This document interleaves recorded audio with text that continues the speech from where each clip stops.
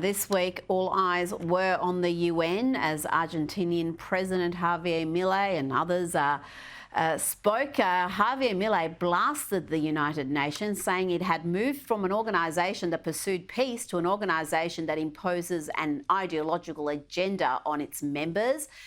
Douglas, he also criticised the UN Pact for the Future plan and said the organisation had become one of the main proponents of systematic violations of freedom. He was referring to COVID-era policies there, but also the fact that they allow these dictatorships, these despot nations to sit on the Human Rights Council and then condemn a country like Israel. This has been the case for decades with the UN. The problem with the UN is that whatever setup you had to replace it, if you ever could replace it, would probably end up looking something like it. My view is that it's perfectly okay to have a talking shop like the UN. It's probably a good idea to have something where the world's leaders can meet, but nobody should be under any illusions about this entity. And many people, it seems, are.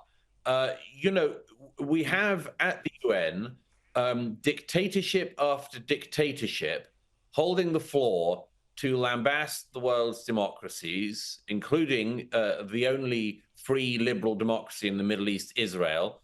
And they just do it day in, day out, year in, year out. That's been happening for decades. And in part, that's because, the dictators like to do that because it takes attention from what they do back home. It takes away attention from their own larceny and theft and corruption and much more. They always use the punching bag of Israel. Occasionally, they also use the punching bag of America. Look, the organization has always been the same. It's always been obscene. It's always allowed obscenity to go on at an international scale. But you've just got to look at it and realize that, the world's democracies should not be having to take much notice, if any, of, various despots and dictators saying they don't like something that's happening in free liberal democracies. Well, they wouldn't, would they? The question is whether you take it that seriously or not. And I would argue people just shouldn't. Now, El Salvador's wildly popular president, Nayib Bukele, also addressed the United Nations. He had some pointed remarks about regimes that prosecute and seek to imprison their political opponents. And he responded to his crackdown on violent gangs in El Salvador, which has been heavily criticised in the Western media. He said, in El Salvador, the safety of law-abiding citizens is a higher priority than the comfort of criminals. And he said, some say that we have imprisoned thousands, but the reality is that we have freed millions.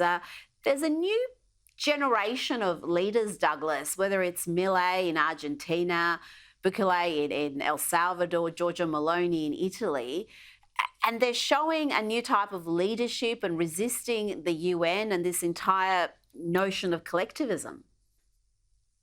Well, there's certainly something that's breaking the mold. All the people you listed are doing it in different ways. But I mean, what I think you've seen in recent years has been a backlash against a certain sort of bureaucratic World Economic Forum Davos-like class, which simply overplayed its hand. There's always this thing in politics of, the adults in the room. And the problem is if the adults are shown to be wearing no clothes, eventually somebody comes along and points it out. We've had quite a lot of those people now. The adults really kept on exposing themselves in every way as not as competent as they thought they were. The international financial crises in the last decades, the immigration crises that are roiling all of the developed countries, all of these things, rampant criminality in major American cities, lawlessness, and much more. All of these things go on for a certain time, overseen by the alleged adults. And then at some point, other people will come along. I think we've been rather lucky, actually, that nobody really unsavory has come along. It's quite surprising. Although if you read some of the coverage of Milei and others, you'd think, that they were the worst thing that could possibly come. No, this is the beginning of some kind of backlash against that bureaucratic class that said they knew how to run everything and turned out to be able to run an awful lot of things into the ground.